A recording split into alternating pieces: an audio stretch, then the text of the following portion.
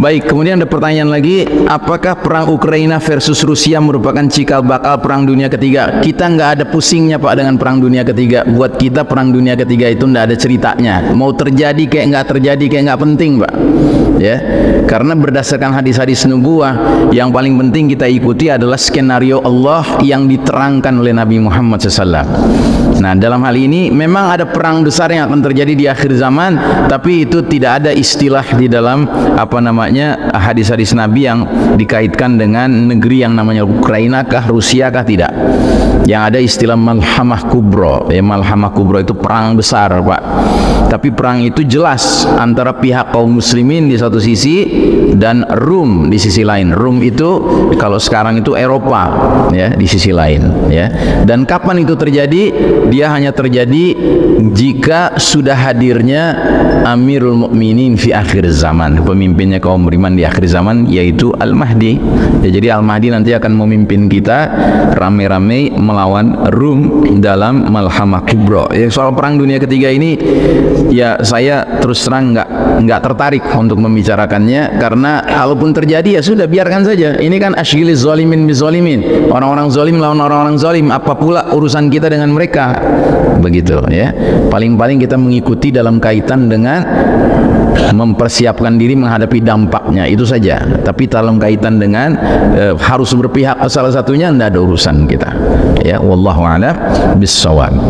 Kemudian ada lagi pertanyaan, kebangkitan Islam pernah tahun 1924 di zaman Turki Utsmani. Bukan kebangkitannya, ini berakhirnya ya kepemimpinan Islam pada tahun 1924, yang waktu itu umat Islam diwakili oleh Kesultanan Utsmani Turki.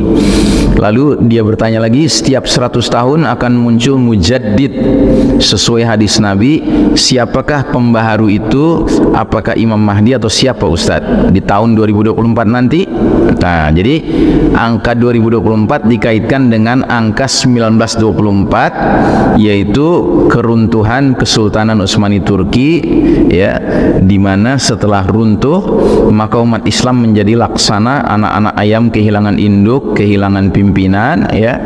Dan bahkan Allah Ta'ala mentakdirkan selanjutnya yang memimpin dunia ini Barat, Eropa, Amerika, yang tiada lain adalah kaum al-Yahud wan Nasara ya. Dan sekarang kita berada di bawah kepemimpinan mereka ya, suka tidak suka ya, mau mengakui atau tidak, Yahudi Nasrani sekarang sedang Allah izinkan berlaku semena-mena di muka bumi ini. Nah, pertanyaannya, benarkah 2024 akan hadir sang mujaddid, sang pembaharu itu? Wallahu a'lam bishawab, kita tidak bisa memastikan. Tapi benarlah memang ada hadis Nabi mengatakan fi kulli ra'si mi'atu sana atau mi'atu am, di setiap awal 100 tahun akan muncul seseorang yang Allah takdirkan menjadi mujaddid, yang memperbaharui ya vitalitas kehidupan beragama umat Islam ini. Dan kalau saya cenderung pada pendapat Syekh Mubayyad, penulis kitab Ensiklopedia Akhir Zaman, di mana beliau cukup kuat dugaannya, keyakinannya bahwa mujaddid berikutnya yang dinanti-nantikan oleh umat ini adalah Al-Mahdi ya. Mengapa demikian? Karena situasi zaman sudah sampai kepada era globalisasi. Era globalisasi ini artinya segala sesuatu ditakar dengan penilaian kelas internasional Pak. Sudah tidak ada masalah yang terjadi di satu wilayah nggak ada hubungan dengan wilayah lain, semua sudah saling kait berkait Pak. Sudah jaringannya jaringan global ya. Bahkan kita sadar musuh kita ini elit-elit global Pak, seperti Bill Gates dan kawan-kawan, itu musuh kita sekarang Pak. Musuh kita ini bukan yang kelas ranting, kelas cabang ya kan, tetapi yang di sana Pak, itu musuh kita yang sesungguhnya ya. Nah, jadi saudaraku rahimakumullah, karenanya mujaddid yang harus tampil haruslah mujaddid yang levelnya pun level kelas dunia, kelas global. Dan itu yang pantas siapa? Al-Mahdi.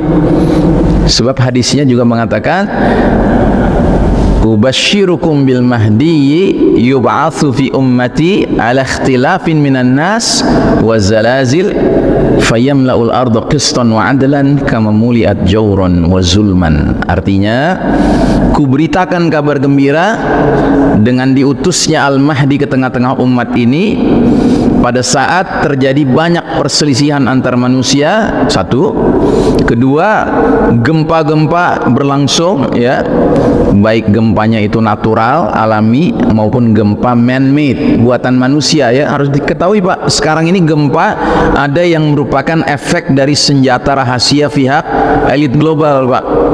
Ya, ya, dalam hal ini mereka punya yang namanya HARP. Ya, HARP itu kepanjangannya kurang lebih sebuah alat yang bisa merekayasa bencana alam Pak, merekayasa bencana alam.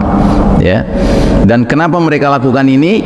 Karena mereka merasa diri mereka digdaya, mereka merasa mereka berhak playing God, bermain sebagai Tuhan, menentukan bencana di sini, bencana di sana, begitu ya, sesuka hati mereka karena teknologi canggih.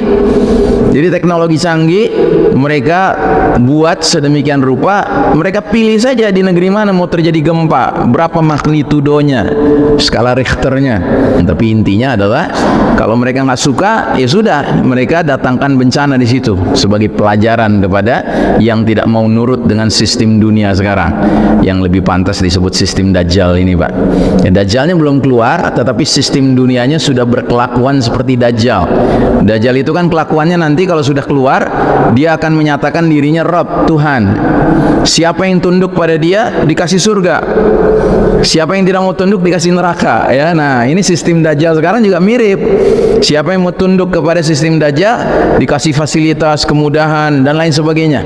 Tapi negeri yang tidak mau tunduk pada sistem Dajjal, ya, dikasih bencana, ya, dikasih banjir, dikasih gempa, dikasih, ya. Nah jadi Nabi bersabda, kuberitakan kabar gembira dengan diutusnya Al-Mahdi saat satu, perselisihan antar manusia menjadi-jadi, dua, banyak gempa berlangsung, baik gempa alami maupun gempa bikinan manusia, dan yang ketiga, Al-Mahdi akan penuhi bumi secara merata dengan keadilan setelah sebelumnya bumi dipenuhi secara merata dengan kezaliman. Ya, dan sekarang kita sedang menyaksikan bumi ini dipenuhi secara merata dengan kezaliman. Setuju Pak? Atau Bapak ingin mengatakan, oh enggak Ustadz, di mana-mana keadilan sedang tegak? Ya, kalau Bapak berpikiran gitu, saya sarankan tolong wudhu. Ya, jangan-jangan Bapak tadi sholat subuh nggak wudhu sehingga nggak bisa membedakan mana yang adil, mana yang zolim, ya kan? Sekarang ini kezoliman luar biasa Pak. Ya, apa nggak zolim namanya? Rakyat sudah menanti-nanti si pembunuh ini nanti ujung-ujungnya dihukum mati kan?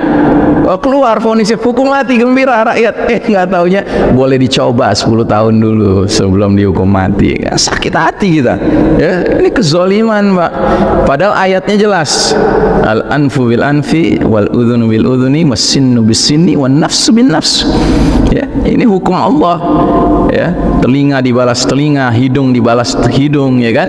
Jiwa dibalas jiwa. Itu hukum kisos Pak. Hukum kisos itu bukan hukum yang biadab, itu hukum Allah Ta'ala. Mau bilang Allah biadab ya terserah, Anda akan berhadapan dengan Allah, begitu. Nah jadi demikian ya Pak. Jadi kita tidak tahu kapan Al-Mahdi akan muncul, tetapi Syekh Mubayyad, saya mengutip pandangan beliau, menduga kuat mujaddid berikutnya yang sepantasnya mengisi perjalanan sejarah umat Islam sekarang ini adalah Al-Mahdi. Karena level masalahnya yang dihadapi umat ini sudah bukan level lokal, nasional, regional, tapi sudah level global Pak. Musuh ini sudah merancang berbagai kejahatan mereka di level global, ya. Ya kayak kemarin, saya tidak mau menyebutnya pandemi, saya cenderung menyebutnya plandemi, karena direncanakan Pak. Itu wabah itu direncanakan, ya, sedemikian rupa sampai perencanaan itu sudah mencakup bagaimana caranya mengubah cara berpikir umat Islam agar sholat berjamaahnya tidak menjadi sholat berjamaah yang sesuai sunnah Nabi. Jadi jangan kita kira itu nggak ada kaitannya Pak, kaitannya erat. Ya, Allahu a'lam bissawab.